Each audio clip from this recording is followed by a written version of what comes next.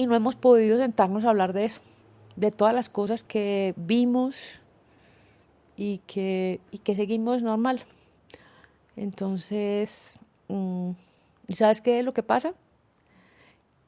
Que no se va a hablar, porque la gente quiere que la pandemia se acabe. Entonces, no queremos hablar de eso. Y nadie quiere hablar más de la pandemia. Así es, nadie quiere seguir hablando de la pandemia. Y justamente por eso, hoy en 13% vamos a hablar de la pandemia. Entonces, antes de que quiten este episodio y de que griten por la ventana lo inconformes que están con el esperado regreso de 13%, déjenos decirles una cosa, es importante que hablemos de la pandemia. Pero como esto es 13% y no tu típico boletín informativo, no vamos a hablar directamente de la pandemia, sino más bien de Estela Navarro, de su vocación y de lo que le sucede a un ser humano cuando su trabajo es crucial, pero al mismo tiempo es crucial que no se tome su trabajo como cuestión de vida o muerte. Están escuchando 13%, un podcast en el que exploramos las historias de una minoría especial, esa que no odia los lunes ni espera impaciente a que llegue el viernes, las historias del 13%. Nosotros somos Andrés Acevedo y quien les habla, Nicolás Pinzón.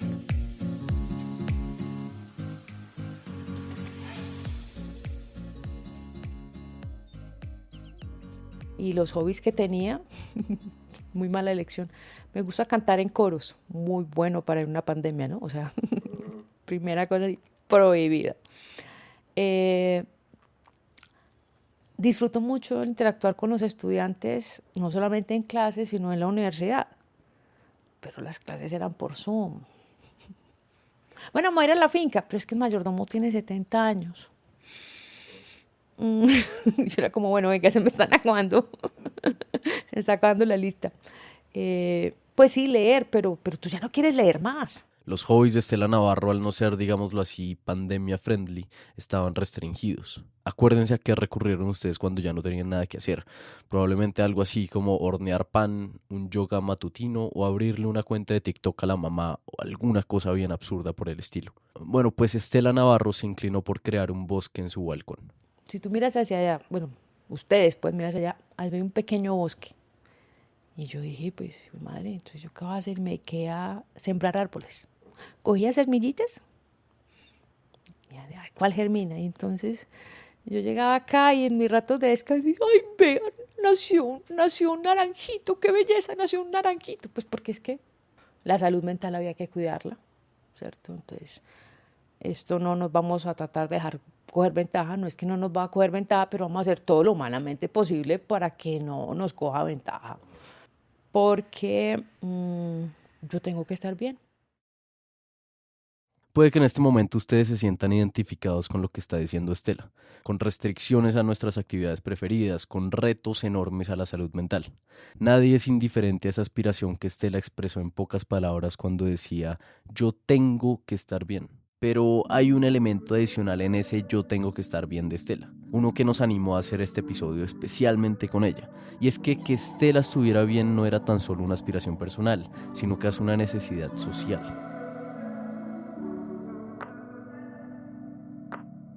Para entender por qué era tan importante que Estela estuviera bien, primero tenemos que hablar de la naturaleza de su trabajo. Es hostil porque, claro, nadie está feliz. O sea, imagínate, ni siquiera te pueden maquillar. Empecemos por eso. No te puedes poner la ropa que quieres, ¿cierto? Deciden a qué horas comes, qué comes, si te bañas y si no te bañas.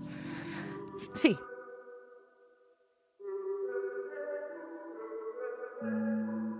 Ojo al trabajo de Estela. Todos los días toca vestirse con el mismo uniforme. Durante gran parte de la jornada laboral tiene que estar parada. Y para colmo de males, en el lugar que trabaja nadie nunca está feliz.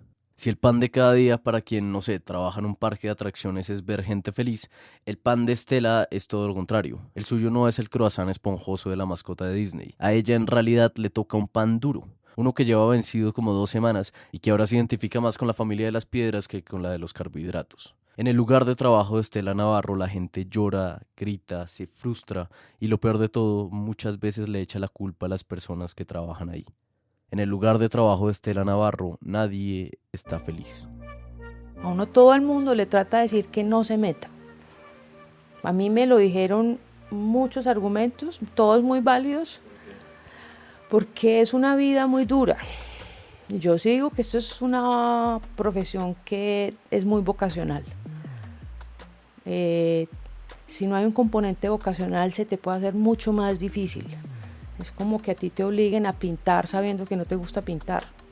¿Sí me entiendes? Tú puedes aprender toda la técnica y haber estudiado con los mejores maestros, pero es que qué pereza ir a pintar esa vaina, ¿cierto?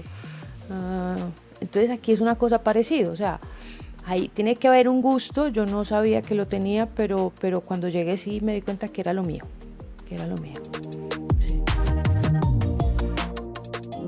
Algunos ya habrán descifrado en qué trabaja Estela Navarro. Otros estarán haciendo trampa porque están escuchando el episodio una y otra vez. Pero para los que aún no entienden cuál es esa vocación tan potente como para aguantar uniformes, horarios de trabajo rígidos y niveles absurdos de cansancio físico y emocional, para esos que aún no entienden los vamos a transportar al comienzo del periodo más difícil que ha tenido Estela en todos sus años de trabajo.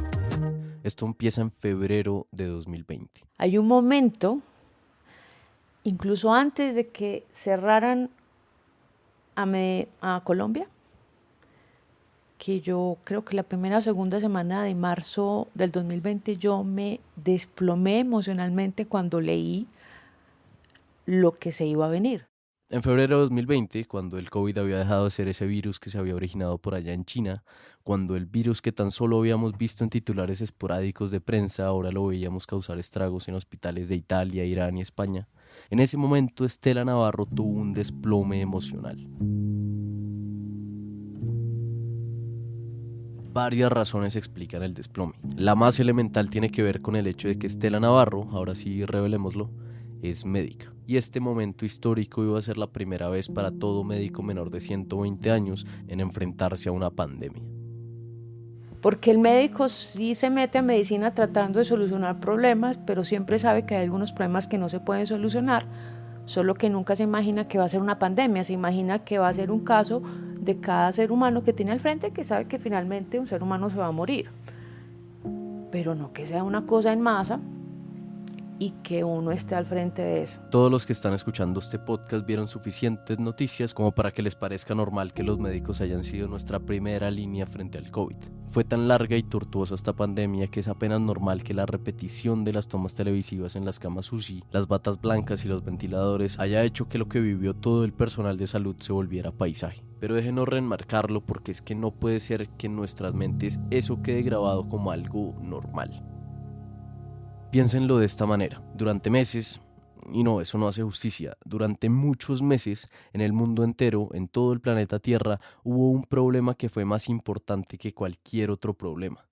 Durante meses la humanidad concentró sus energías en un virus, y todo lo demás, todas las otras cosas que componen la vida perdieron relevancia. La mayoría de trabajos dejaron de importar y a una minúscula fracción de toda la fuerza laboral le correspondió la tarea enorme e imposible de hacerle frente al problema más grande de la humanidad. Y dentro de esos trabajos esenciales había unos cuantos que eran absolutamente vitales, los del personal de salud. Claro, ustedes podrían decir que otros trabajos eran igualmente importantes, que dicen de los científicos que en tiempo récord ya estaban trabajando en desarrollo de las vacunas, o de toda la línea de suministro de alimentos que impidió que nos muriéramos de hambre. Y es verdad, y la discusión podría tener lugar, pero es que hay algo sobre el personal de salud y su contacto directo con la amenaza, algo ahí que nos hace, tal vez injustamente, afirmar que en ese momento histórico, ese, más que el trabajo del presidente de Estados Unidos o de China, era el trabajo más importante del mundo. Y a Estela Navarro, que además de médica era intensivista, es decir, médica de cuidados intensivos, al peso de tener el trabajo más importante del mundo se le sumaba una carga adicional, el de ser una experta en bioética. La mayoría de los intensivistas sabían que iban a tener que atender muchos pacientes y que en algún momento posiblemente no íbamos a dar abasto. Pero a mí la pregunta que me estaban diciendo es, cuando no se puede hacer, no demos abasto, ¿qué se puede hacer? Y la respuesta y la lectura de eso era muy dura. Tal vez para nadie más el COVID era un tema tan personal como para Estela Navarro. Como médica reconocía la fuerza de la tormenta que se iba a desatar. Como intensivista iba a tener que convivir día tras día, jornada tras jornada con el enemigo. Y como experta en bioética iba a tener que tomar algunas de las decisiones más difíciles de su vida. Entonces, por la parte de bioética, yo incluso antes de que presentara cualquier nivel de alerta, que dijéramos vamos a preparar, a cerrar ya la ciudad, etcétera, yo ya estaba devastada diciendo, bueno, esto ya tocó asumirlo. Y eso sirvió para prepararnos y leer mucho y ayudar a muchos colegas a pasar por ese periodo de estar devastados. Yo creo que cuando uno da estas charlas de capacitaciones de bueno, y cuando se nos acaben las camas, ¿qué tenemos que hacer?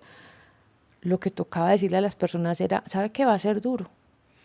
Y piénselo desde ya para que lo pueda hacer tranquilo, con calma, con justicia, con sensatez, con criterios y que no simplemente lo coja la emoción desbordada.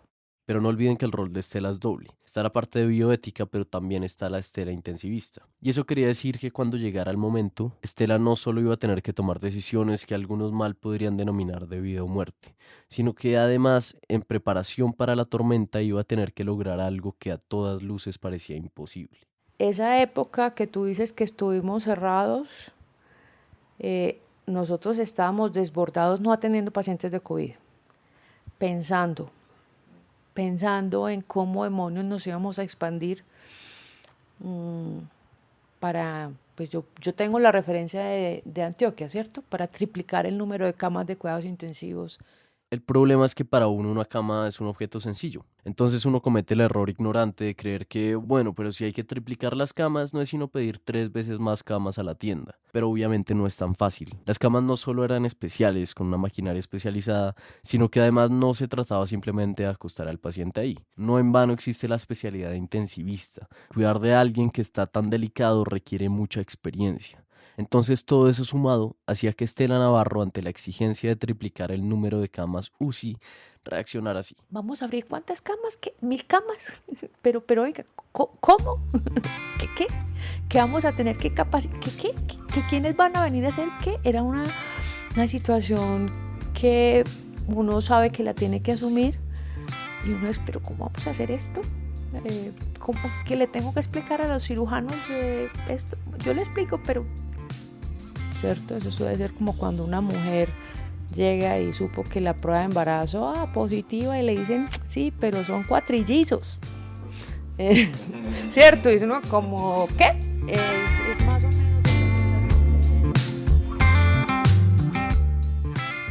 ¿Y el ambiente dentro del hospital, cómo lo catalogarías? ¿Como de calma antes de la tormenta o...? Mucha tensión.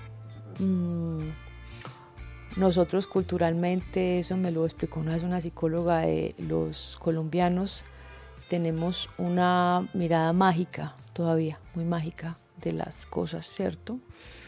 ¿Será que eso sí nos va a pasar? Y yo decía, pero venga usted, mire un poco los periódicos de todos los países. Racionalmente no tenemos por qué pensar que no nos va a pasar, pero dentro del hospital habían personas que decían, no, pero sí, ¿será que nos pasa esto? La atención, la preocupación de qué pasa si me enfermo, qué va a pasar con mi familia, me quedo con ellos. ¿Cómo se prepara uno para una situación inmanejable?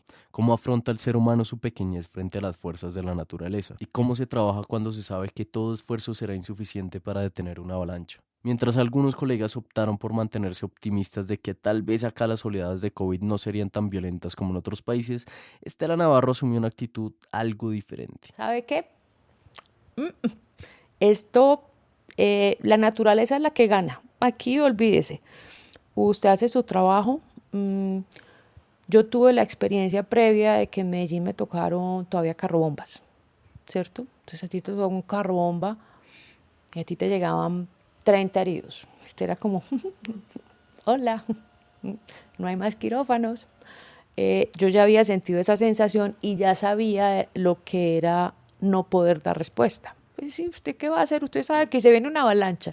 Usted ya sabe, explotó el nevado. No hay manera de evacuar Armero. Montemos ahí, preparemos algunos carros y pues alguna cosa hacemos, ¿cierto? Sí, porque pues tenemos aquí unas horitas y lo hacemos lo mejor que podamos, pero ya explotó el volcán. Entonces el desplome fue porque sabía que así se hiciera lo más heroico, lo más increíble, iba a haber un punto donde siempre íbamos a quedar cortos y no dar respuesta y lo miramos. O sea. Repitamos eso, ni siquiera la actuación más heroica iba a ser suficiente.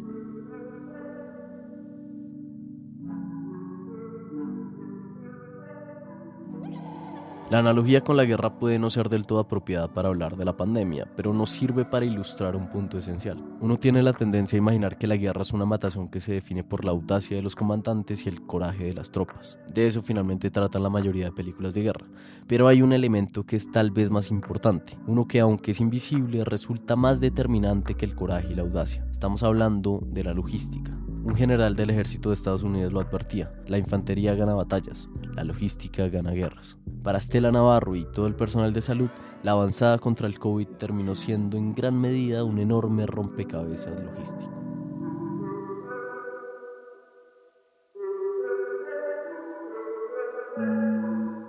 Uno llegaba a las 7 de la mañana, eran 30 cubículos, entonces uno recibía 30 pacientes. Y uno decía, listo, los 30 pacientes. Y él decía al compañero, pero, y uno como, pero. En urgencias hay 5 pacientes, en hospitalización hay 3 pacientes, en quirófano hay 2. Y era uno como, pero ya los 30 cubículos están llenos, sí, chao.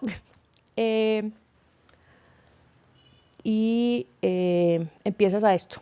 ¿Cómo acomodo otra vez todo esto? ¿Cómo vamos aquí abriendo espacio? ¿Quién se puede sacar? ¿Quién está ya bien que pueda salir? La gente no se imagina lo que es. Entonces, si yo muevo a este señor y lo junto para acá y este lo paso para allí y este yo no sé qué y a este le dan tal droga a tal hora, entonces puedo subir a Peranito para que Sultanito entre. Entonces, es una, ¿cierto? Eso era un Tetris completo, ¿cierto?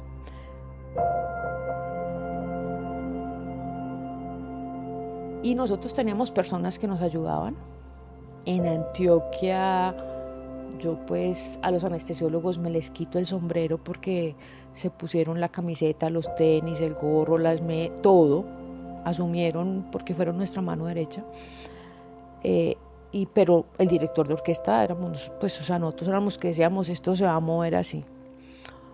Entonces era un trabajo mental extenuante. Y el anestesiólogo intubaba, invadía y uno era como, entonces ahora este señor, ¿será que me aguanta y lo puedo pasar a la habitación? ¿Será que lo tengo que dejar otro día? Cuando se empezaron a acabar los medicamentos, no hablemos de eso.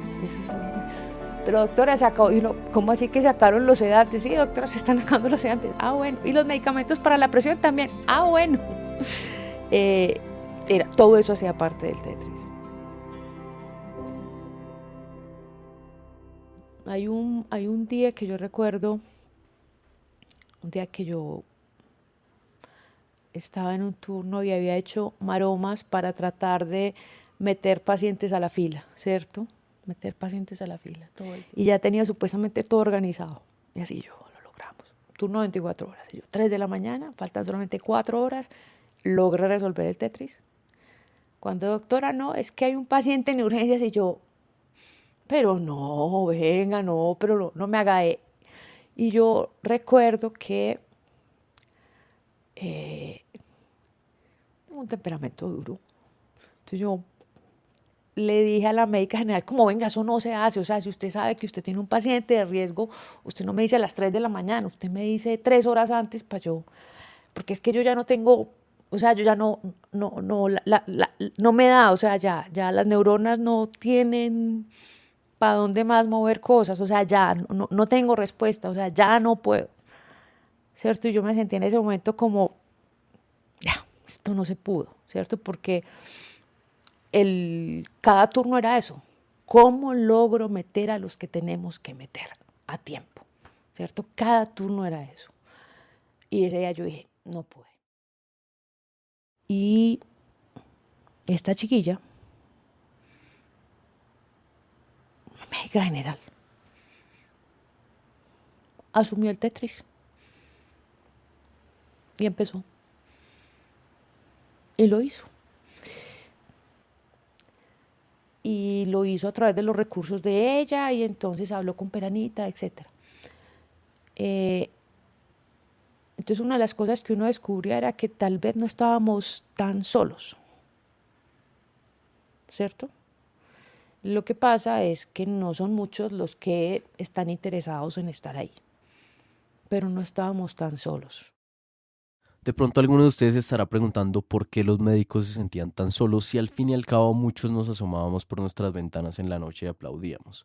La respuesta es sencilla: aplaudimos a destiempo. Mientras nosotros golpeábamos las palmas de nuestras manos, las camas de cuidados intensivos todavía estaban vacías. Y cuando se desató la verdadera tormenta, algunos ya habían desistido de los aplausos y otros que aún seguían firmes estaban simplemente alargando un ritual que ya había perdido toda su potencia. Entonces uno decía, ¿qué estará haciendo un muchacho de atención prehospitalaria en una ambulancia? ¿Cuáles serán las decisiones que él está tomando para colaborar en este Tetris?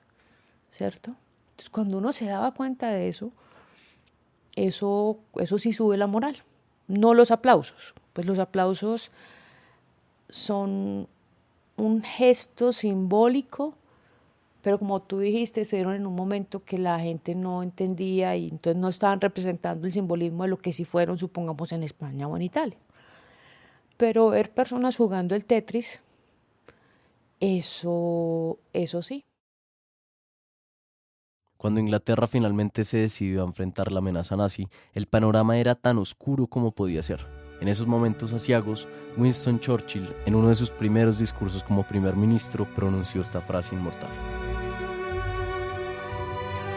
fortalezcamos pues nuestros corazones para cumplir nuestro deber y portémonos de tal modo que aunque el Imperio Británico y su comunidad de naciones deban durar todavía 1000 años, los hombres de esos tiempos digan aún: aquella fue su hora más hermosa.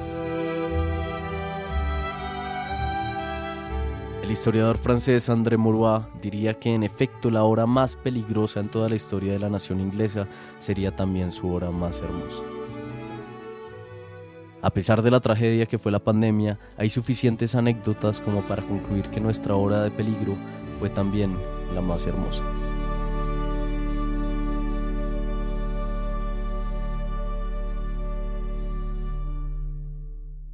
Yo decía, esta es la definición del amor. Esto es, no había vacuna,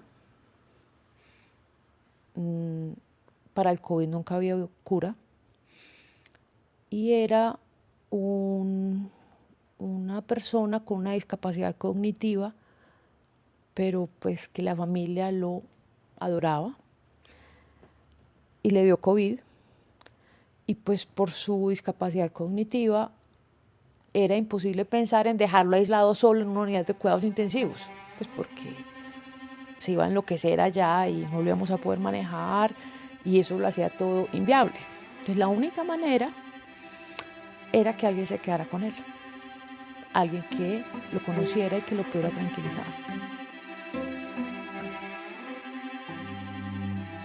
Y una persona de esa familia, llamativamente un hombre, porque generalmente estos son actos muy femeninos, esto fue un hombre, se quedó con su hermano 15 días encerrado en el cubículo con su hermano, con el riesgo de infectarse de COVID, con el riesgo de complicarse, simplemente para que su hermano tuviera opciones de salir vivo. Y en una situación completamente claustrofobizante, porque yo decía, es que estaba encerrado en un cuartico, mejor dicho, para salir al baño había que tener permiso del infectólogo, o sea, a ese nivel. Y ese hombre se quedó. Y yo decía, cuando uno lee el poema Los Justos de Borges, yo pondría a este señor en el primer renglón. Yo lo pondría ahí, o sea, pónganlo un poquito más arriba, ¿cierto? Y decía, esto, ¿cierto? Entonces yo decía, por esto vale la pena todo, ¿cierto? Entonces uno veía esos par de hermanos y uno, no, lo que sea, pues, o sea, tenemos que hacer lo que sea para que esto salga. Entonces a mí esa historia me marca mucho porque la vida vale por eso. O sea, este muchacho no es productivo económicamente, ¿cierto? no es hijo de nadie importante. Era alguien muy valioso para una familia, tanto que valía la pena correr ese riesgo. Y entonces nos metemos todos a esa apuesta, ¿cierto? Entonces a mí eso me enseña mucho en un escenario tan devastador, saber que eso existe. A mí eso me conmueve profundamente. Entonces uno dice, no, claro, señor, venga, nos vamos con toda. Nos vamos con toda.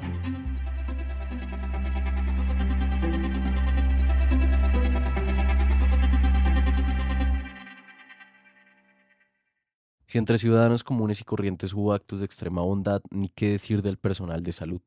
Enfermeras, conductores del aseo, médicas, vigilantes, encargadas del aseo y todos los otros que hacen parte, es casi imposible explicarse cómo hicieron durante meses para sostener un esfuerzo sobrehumano. Yo creo que cada uno de nosotros encontraba ese un poquito más de, ¿cierto? Que es lo que le queda a uno como diciendo, si yo quisiera ser mejor, pues, no sé, médico, persona, colega, etcétera, me faltaría un poquito más de, y la pandemia sí te lo exigía. Ahora, no hay que olvidar que la pandemia no era solo atender pacientes, ni solo armar un rompecabezas dificilísimo día tras día. La pandemia también implicó tomar decisiones muy difíciles para los médicos, decisiones que mal hemos interpretado desde la ignorancia, como decidir quién vive y quién muere. Esta puede ser una pésima pregunta, y discúlpame de una vez, pero ¿qué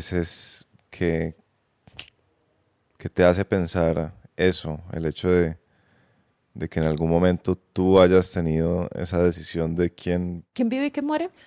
Eso suena así, sí, esa es la manera como se señala socialmente. Usted decide quién vive y quién muere, y toda la respuesta. Y uno no decide quién vive y quién muere. Así es de sencillo. Tú no, y una de las cosas que te da la experiencia clínica es adquirir esa humildad. Uno no decide eso. Uno decide en dónde se va a ubicar un paciente. Y hubo pacientes que nosotros dijimos, no, este muchacho, este recurso no se lo vamos a dar, porque el pronóstico es muy malo, y salía. Y había otros que usted decía, este pelado tiene todo y se la vamos a luchar toda, y no salía. Entonces, lo que humanamente hace uno es básicamente tratar de direccionar el flujo. Te lo voy a poner así, tú tienes un señor que su vida está alrededor de su familia, que para él básicamente su existencia es a través de su esposa, sus hijos, el día a día de ellos, saber de sus nietos, etc. Y si tú lo metes a la unidad de cuidados intensivos, entonces lo vas a tener que desconectar de esa información, porque pues ellos no van a poder entrar y no tenemos tiempo para hacer las videollamadas todo el tiempo, y él no sabe manejar el celular. O está la opción de que él se quede en su habitación con un acompañante a veces, que se podía hacer, o con el vecino de lado que sí sabe manejar el celular, y él está más tranquilo ahí, que prefiere estar ahí que en la UCI. Entonces uno decía, ¿en serio? Y te decían, sí, no, doctora, yo prefiero jugármela acá. Yo prefiero jugármela acá en la habitación, pero es que yo no me quiero meter allá donde yo no vuelvo a saber nada de la gente mía. Y uno como, ups.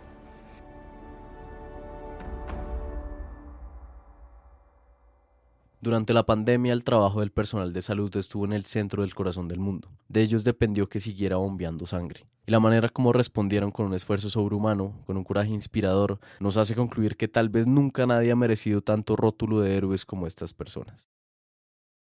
Pero no ha habido peor retribución posible para el personal de salud que el hecho de que los hayamos denominado héroes. Aunque lo hicimos con buenas intenciones, no nos dimos cuenta que más que hacerles un favor o brindarles un reconocimiento, les estábamos imponiendo unas cargas injustas. No fuimos capaces de anticipar que a una situación ya de por sí incontrolable le estábamos inyectando un virus, en ciertos casos peor que el coronavirus. No fuimos capaces de advertir, en pocas palabras, el problema de los héroes. Quédense con nosotros. Después de esta pausa seguimos con Estela Navarro y el problema de los héroes. Momento para una confesión. 4 años de preguntarle a la gente por su trabajo no transcurren en vano. Mucho hemos aprendido sobre el trabajo, y aunque es cierto que a ratos parece que cada historia es única e irrepetible, lo cierto es que hay puntos de encuentro entre ellas. Estos grandes aprendizajes sobre lo que hace que alguien pertenezca al 13% los hemos sintetizado en nuestra conferencia, que se llama La estrategia del jardinero explorador. Es, al día de hoy, nuestra mejor aproximación a un entendimiento esperanzador de lo que es trabajar. Ahora, esta no es la típica conferencia motivacional, aquí no hay tips. Aquí lo que hay es lo mejor que nosotros podemos ofrecer, es decir, una aproximación honesta y profunda a lo que significa trabajar. Todo el mundo quiere actuar efectivamente en el mundo, pero para actuar efectivamente primero hay que entender, tener un marco apropiado de la realidad. No en vano dicen que no hay nada más práctico que una buena teoría. Eso, justo eso, es lo que intentamos ofrecer con nuestra conferencia, la estrategia del jardinero explorador. Si usted, que nos está escuchando, cree que esto podría ser valioso para su equipo de trabajo, por favor, no duden en contactarnos. Ahora sí, que siga el episodio. El problema de los héroes, es que en las películas los villanos, todos odiamos a los villanos, pero cada héroe tiene su villano, ¿cierto? En la pandemia, si a uno lo rotulan de héroe, alguien va a ser el villano. Y el villano es un ciudadano común y corriente, que no está pensando pues hay uno que otro maquiavélico que tal vez sí quiere ser villano. Él ni siquiera se está dando cuenta de las cosas que está diciendo, de lo agresivo que está haciendo, de lo irrespetuoso, de lo brutal que acaba de decir. Entonces, pues sí, tú de repente te das cuenta y estás rodeado de microvillanos en todas partes, haciéndote unas microagresiones constantes. Entonces sí, está desde que los vecinos lo quieren echar, ¿cierto? Hasta uno salir con el uniforme y no decir, no, pues hubiera salido en pelota y me sentiría más cómodo, me sentiría, pues que no me estarían mirando tan horrible. Eso es como para escribir libros, para que los próximos que les toque uno les diga, vea, el problema no es solamente cómo se prepara para la pandemia y para expandirse, es cómo es capaz de darle respuesta a la humanidad que está en un momento de estrés que nunca ha vivido y que, como los médicos han sido los que han estado haciendo bullas, ustedes son el mensajero y ustedes van a ser los que van a atacar, ¿cierto? Uno siempre sabe, no mate al mensajero.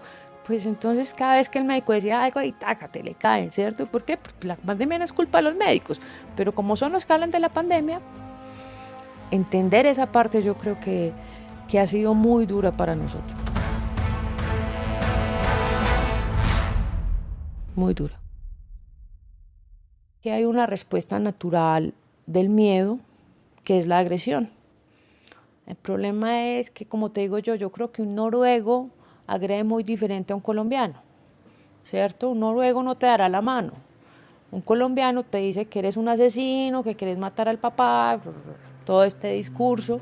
Pacientes que te lo dicen o que te lo decían o que desconfiaban de ti así de frente. Pero también hay agresiones directas, hay cosas muy duras y uno también es humano. Uno a veces pierde la paciencia, a veces dice, ¿sabes qué? Entonces, pues, ¿cierto? Suficiente. Y realmente hubo pacientes que yo me voy de acá y uno, pues, señor, bien, pues, váyase, ¿cierto? Es que usted es una manada de asesinos y yo, señor, si usted no se siente cómodo en esta clínica y usted cree que yo lo voy a matar, pues yo cómo lo voy a obligar a usted que se quede acá. Pues, o sea, yo le aseguro que estoy haciendo lo mejor por usted, pero pues si usted cree que yo lo que quiero es matarlo, pues hombre, pues tampoco lo va a tener aquí a las malas. Venga, hagamos algo, a ver dónde lo pongo y que no, pues no sé, que no me tenga que ver a mí, pues al menos, pero... Cuando uno escucha este tipo de testimonios no puede evitar preguntarse cómo hace alguien con un trabajo tan exigente, en algunos casos demoledor, para seguir haciéndolo, sabiendo que a veces no solo no le dan las gracias, sino que incluso los agreden. Porque tú dices, pero yo, son las 3 de la mañana, yo aquí tratando de hacer, no he dormido tantas horas, llevo parado tantas horas y llega este señor y fuera de eso me pega esta vaciada, la esposa me insulta, me dice que es que yo estoy por ganarme los 35 millones de pesos, que yo soy una niña que no estudié nada y bueno, ¿cierto? Las satisfacciones de la medicina, pues, ahí tú dices, uno, ¿para qué estudia esta vaina? Y después por allá, un día te mandan un video de un señor que tú ya no reconoces porque ya está completamente sano, que dice muchas gracias al personal de la UCI, que él ni siquiera se acuerda de uno. Pues, o sea, yo me lo encuentro en el carulla, como decimos hoy en día, me encuentro con el carulla y ni idea, ni él a mí, ni yo a él. Pero yo cuando veo ese video diciendo, ay, muchas gracias a los de la UCI, no, eso para nosotros es, pues, oro en polvo. Pero delegarle la motivación para trabajar a un video que puede o no llegar es un asunto peligroso. Por eso para Estela es importante atar la satisfacción de su trabajo con el acto mismo, no con las consecuencias. Y noten, por ejemplo, que esta es una de las dificultades de todo este cuento de los héroes. Si uno se llega a creer que es un héroe, es inevitable que su trabajo se vuelva una especie de performance, un show para satisfacer al espectador. Es como si el reflector se posara sobre uno y por lo tanto se vuelve más importante cómo se ve uno haciendo lo que hace que aquello que está haciendo.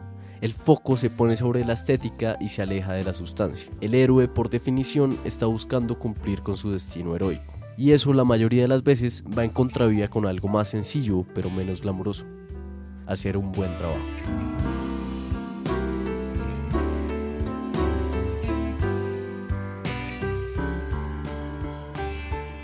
Usted se encuentra yo no sé, una tortuga volteada en un camino. Usted coge y la endereza. Y la tortuga no le da las gracias. Pero si quiere lo sube a Instagram, pues, pero eso es un acto anónimo. Pues usted se va contento. Eso debe ser como las profesoras de kinder, ¿cierto? Yo no me imagino a la profesora de kinder si este muchachito que no sabía ni coger el lápiz, y véalo, yo lo estoy viendo allá de bachillerato graduándose, que el mejor del... que la sabe, todo lo que ella sufrió para que él pudiera aprender a coger el lápiz. Pero ella lo disfruta, ¿cierto? Entonces esos pequeños logros que las mamás los tienen, los maestros los tienen, los médicos también los tienen. Pero así, son muy invisibles, muy anónimos.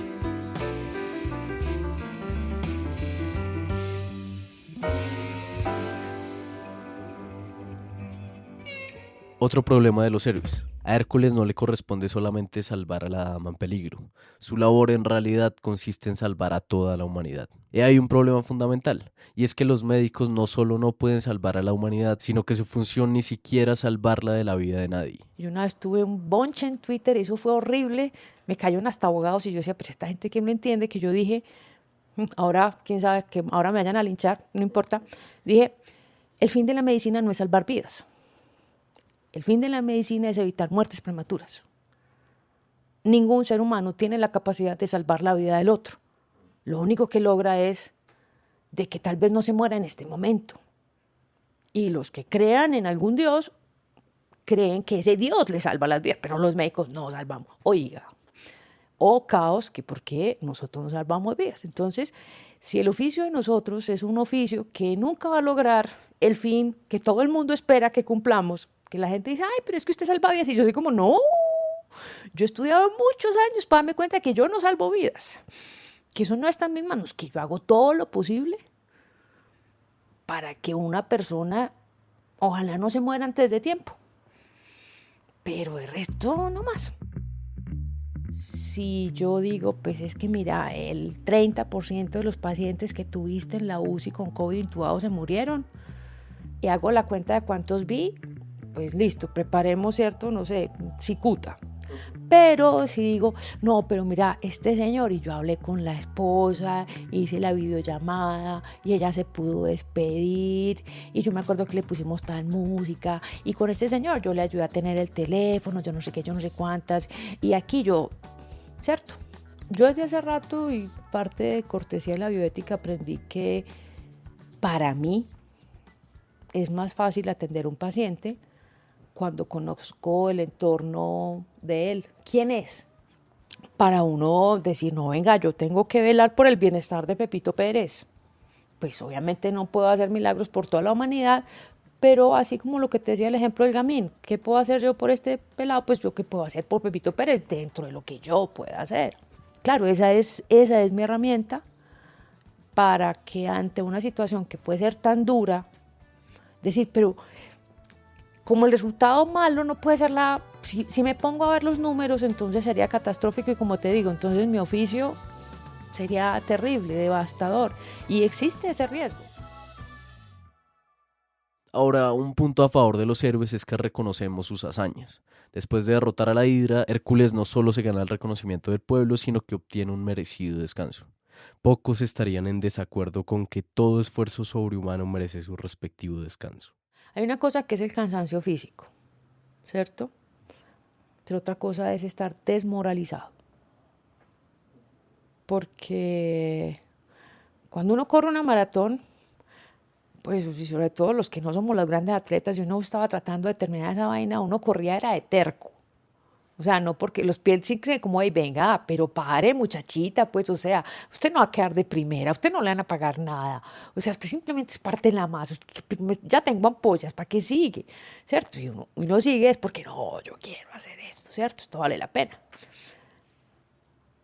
Pero si se pierde la moral, si realmente las ampollas son insoportables, si terminaste la maratón y ni siquiera había nadie que, ay, ve, terminaste el maratón, qué bien.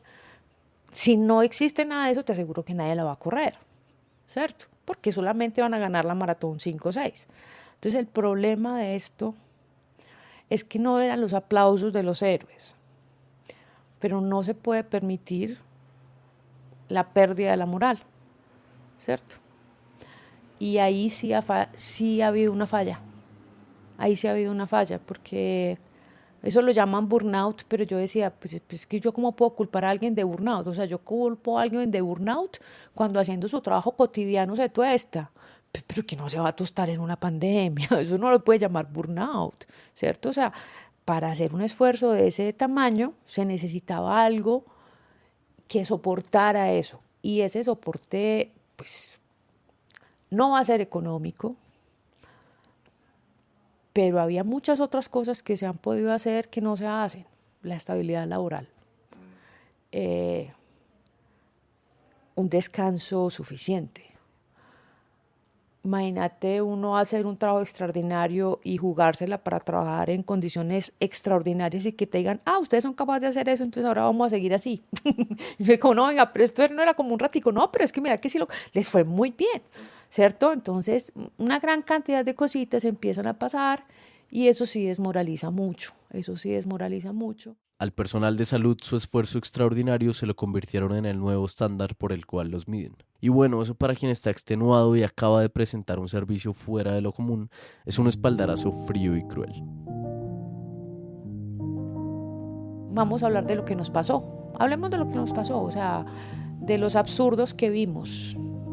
Yo recuerdo un paciente que me pegó una vaciada, de la cual el argumento final de él, que era que él estaba muy bien para irse para piso, era lo más falso, porque mientras él hablaba la saturación estaba en el piso.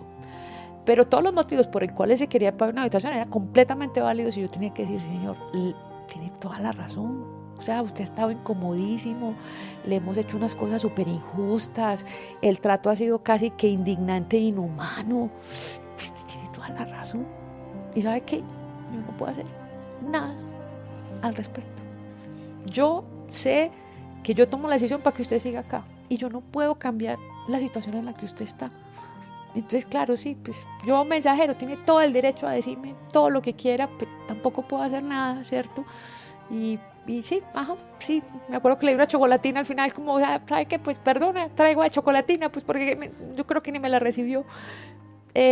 Claro, eso desmoraliza. Usted dice, yo hice todo esto, moví cielo, mar y tierra, jugué Tetris y este man me está vaciando por esas pendejadas que son muy válidas, pero para mí eran pendejadas porque yo te estaba tratando de mantener vivo, pero entiendo que fue indignante lo que te tocó vivir. Y no hemos podido sentarnos a hablar de eso.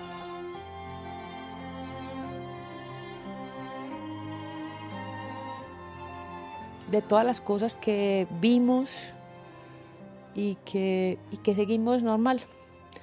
Entonces, ¿sabes qué es lo que pasa? Que no se va a hablar, porque la gente quiere que la pandemia se acabe. Entonces, no queremos hablar de eso.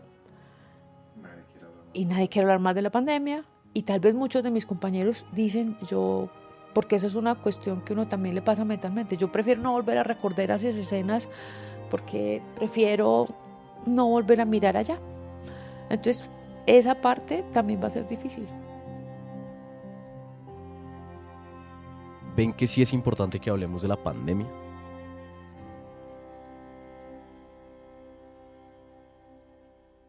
Como no podía ser de otra forma, a Estela Navarro la pandemia la ha transformado.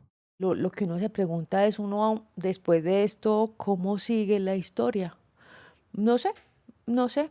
Lo que tengo claro es que sí hay una mirada diferente sobre estar tranquila ante estos son los límites humanos a los que yo puedo llegar y saber que eso no es igual a desesperanza.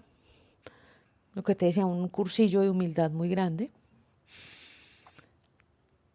Y bajar las expectativas sobre los otros. Cada cual está tratando de salir adelante lo mejor que puede. No. Escuché a una persona que atendió a Armero. Pude hablar con ella ahorita en la pandemia.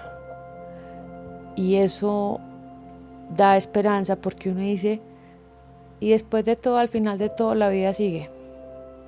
Entonces, pues, por lo que mencionábamos ahorita, leer los libros de las epidemias de siglos pasados. Sí, hay mucha tragedia y la vida sigue. La vida sigue y por más que nos esforcemos, la historia parece que se repite una y otra vez. Sé que la historia se va a repetir, sé que en 200 años, si los humanos hemos logrado estabilizar un poco el planeta, va a haber unos médicos diciendo, uy, fue madre, una pandemia, ¿qué vamos a hacer? Vamos a leer a los que nosotros dijeron, van a hacer los mismos errores que nosotros hicimos, la humanidad se va a comportar igual. Y eso es parte de la esperanza. Eso es parte de la esperanza, ¿cierto? Sigue. No es fácil entender por qué habría de haber esperanza en la repetición de las tragedias, en la insistencia de la naturaleza en querer destruirnos y hacernos sufrir en el intento. Qué esperanzador tiene el hecho de que en 2020 repetimos, como si estuviéramos leyendo un manual, muchos de los errores de la gripe española de 1918. Bueno, tal vez la esperanza está en saber que pase lo que pase, la humanidad podrá confiarle su salvación no a héroes ni a heroínas, sino que tal vez basta con confiar en que personas comunes, como lo han venido haciendo durante siglos, hagan nada más y nada menos que su trabajo.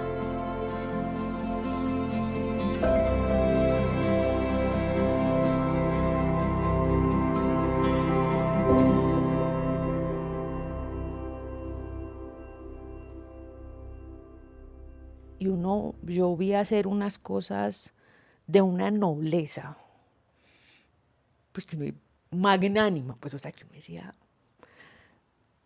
una escena que a mí no se me olvida, había un paciente que quería hablar con la mamá y yo ya estaba mamada de vestirme, quitarme el vestido, quitarme el vestido, tenía que pasar ronda, bueno, y yo, entrar con el celular y vea, hay que tocar, yo no hay que, entonces yo, ay, como, no me da, hasta aquí me llegó, ser de luz no, yo terrenal quiero seguir pasando ronda, no sé qué va a hacer usted con su mamá. La chica de oficios varios mira la escena, coge el teléfono, se arrima donde el paciente y hace la llamada. Yo decía, no, esta mujer, no sé, ¿qué le doy? O sea, ¿esto cómo se paga? Y ya no tiene que hacer eso. Lo que eso ha significado para ese paciente, para esa mamá que quería hablar con su hijo, para mí el descanso, ay, por Dios, aquí al menos pusimos un pañito de agua. Yo no creo que ella pensó en que iba a salvar a la humanidad. ¿Sí me entiendes? Pero hizo un acto que para muchas personas va a ser inolvidable, pues, o sea, eso trascendía demasiado. Y era un acto así. Si no podemos confiarnos del heroísmo, si es demasiado pedir y demasiado peligroso para quien se lo imponemos, tal vez podemos descansar en la certeza de que hay humanos, y siempre los habrá, que harán cosas extraordinarias sin saberlo, tal vez creyendo que no están haciendo nada más diferente de lo que cualquier otro en su posición habría hecho. Parezco una lora, por Dios. ¿Estos fueron cuántas horas de psicoterapia? Sí, esto valió como psicoterapia, esto valió como catarsis. Si tienes, Estela, ¿Alguna última reflexión sobre el trabajo a raíz de estos últimos meses? Te voy a decir una cosa, que es la que más me sorprendió. En esta situación, que no habían intensivistas, que no había cama, pues las universidades siguieron y se abrió la convocatoria del programa de cuidados intensivos en varias universidades. Y el promedio que se estaban presentando era 2 o 3, porque te digo, estudiar esto, cuando tú te pones a ver relación de inversión de tiempo, calidad de vida, lucro económico, usted dice, pero niña, ¿qué le pasó? ¿Dónde dejó las neuronas de las buenas decisiones? Entonces la gente no se estaba presentando, ¿cierto? Y en la pandemia se presentó un montón de gente. Pero en la pandemia, yo les decía, pues ustedes no están leyendo las noticias, o sea, ustedes no saben que nosotros estamos desbordados, que no vamos más, que estamos agotados, que decimos, pero ¿en qué momento nos tocó esto? Y ustedes se están presentando voluntariamente a esto. Claro que sí, doctor. Y yo, pero en serio. Sí, claro, doctora, buenísimo. ¿Qué nota? Y yo, eso es algo que uno debería tratar de entender de la especie. La especie, nosotros nos fijamos en los que hacen, roban, matan, y en los 20 que se presentan a cuidado intensivo en plena pandemia. Esa parte de la humanidad es con la que yo digo, yo me voy a fijar es en estos. Pues yo sé, como los otros los veo todo el día, entonces yo con estos 20, ¿cierto? Entonces digo, bien, ¿cierto? Y yo creo que no es que no haya que hablar de lo trágico, o sea, no hay nada más trágico que una unidad de cuidados intensivos, o sea, ahí vivir la tragedia humana es en una dimensión muy extensa. Es poder ver cómo de esas cosas tan absurdas, tan caóticas, de vez en cuando salen estos, que uno dice, pero estos seres humanos, ¿qué? ¿Cierto? Entonces, yo creo que es mirar eso sí existe. Pues eso sí existe y como te digo, no hay que llamarlos seres de luz, los que van a cambiar el mundo, no, son personas humanas, llenas de errores, pero también con unas convicciones firmes. Y eso para mí es muy valioso. Entonces yo de la pandemia, eso es una cosa que en un momento que yo estaba agotada, yo vi, se presentó toda esta gente, en serio. Entonces sigamos. Ya llegó el relevo.